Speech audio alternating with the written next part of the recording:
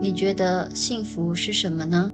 工作忙碌的人说，幸福是有时间停下来，放下工作，去做自己喜欢的事。努力奋斗的人说，幸福是努力了一段日子，得到了心心念念的收获。暗恋这女孩的他说，幸福是我想她的时候，她刚好向我跑来。咖啡厅里的他说，幸福是握在手上的咖啡，冒着热气，温暖着他。外地工作的他说，幸福是回到家的时候，桌上摆了热腾腾的饭菜，身边是最亲密的他们。大家好，欢迎来到课后学堂，通过分享让你获得对生活的感悟。幸福是一个谜，你让1000个人来回答，就会有1000种答案。当然，有些人依旧感到迷茫，或者被一些原因阻碍了他感知幸福的能力。今天我想和大家分享，想要获得幸福有哪些认知思维。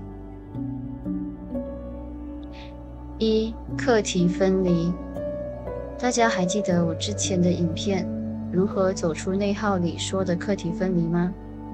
被讨厌的勇气书中心理学家阿德勒提出一个概念，课题分离，区分什么是他人的课题，什么是自己的课题，在心中树立一条清晰的分界线。简单来说，就是分清楚什么是他人的事，什么是自己的事。别人要如何对待你，要怎么做，那是别人的事，你无法干涉。同样的，你也有你自己的事，也是别人无法干涉的，只能靠你自己。但如果你总是去看别人的课题，参与别人的课题，花费精力时间去猜想别人的想法，那你可能会觉得很累。比如，你对另一半的不信任，担心他在外工作，不知道和谁交际，所以你总是不断打电话去询问他。他放工回来的时候，你一直查看他的手机，久了，你的另一半肯定感觉不舒服，并且觉得你不信任他，让他不能够好好和你相处。这个时候，你就要分清楚你的课题和他的课题是什么。首先，你的课题便是你要足够的去信任他，让他能够全心全力的在外奋斗。而他的课题呢，则是怎么做才能让你更信任他，对他有安全感，彼此一起去经营健康幸福的关系。2. 每个人都是独立的个体。你要知道，没有什么是真的属于你的，周围的人事物都是为你所用，而非你所有。人和人也是因为各种缘分、命运线缠在一起了而已。想想看，当你固执地认为另一半是属于你的，那你就会对他有期待感和控制欲，希望他按你要的去做，达到你的期待。当他做的与你的期待不符合的时候，你就会容易不高兴，感觉很失控。或者是你有个很要好的朋友，你对他付出很多，同时你希望他也以你对他的方式来对待你，对你相同的好，但可能你就要失望了，因为每个人都是独立的个体，我们的付出未必得到一样的回报，他对你的好未必能达到你的期望，而且他也未必需要你对他的那么好。你不只试图将他人与你缠绕在一起，把别人变成你的责任，你也依附于他人对你的回应来定义你自己。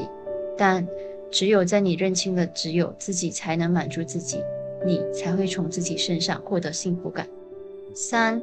你臆想出来的烦恼。人生中有3大你不需要去想的事情：还没发生的事，你没有办法掌控的事，以及你想象出来的事。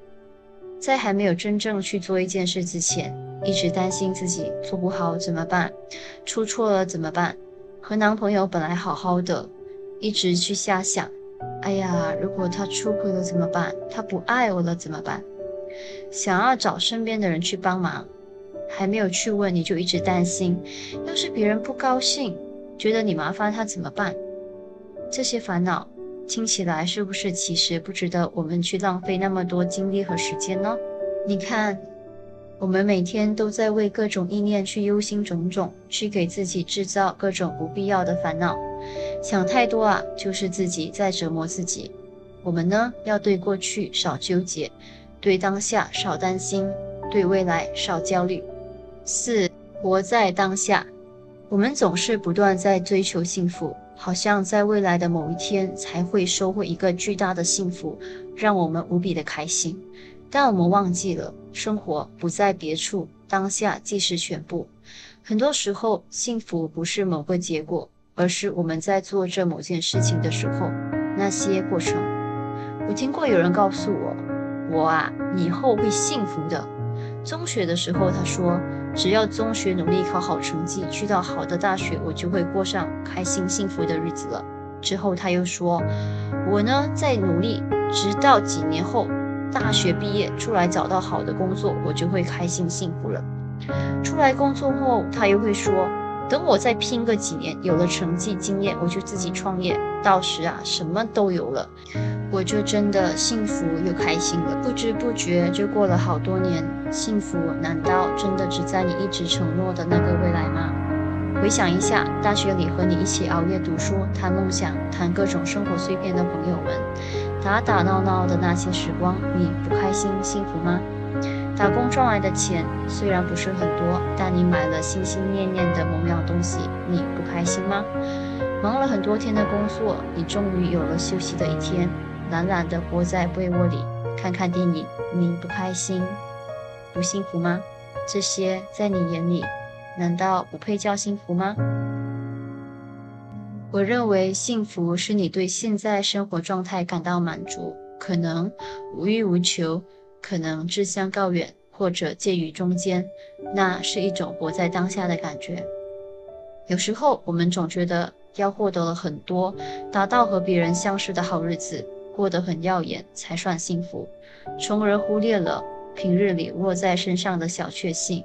但是幸福是一个过程，从来不是终点。5. 怀着感恩的心。我们呢，容易有一个坏习惯，那就是比较。如果你总是拿自己的幸福去和别人比较，那你永远很难感到幸福。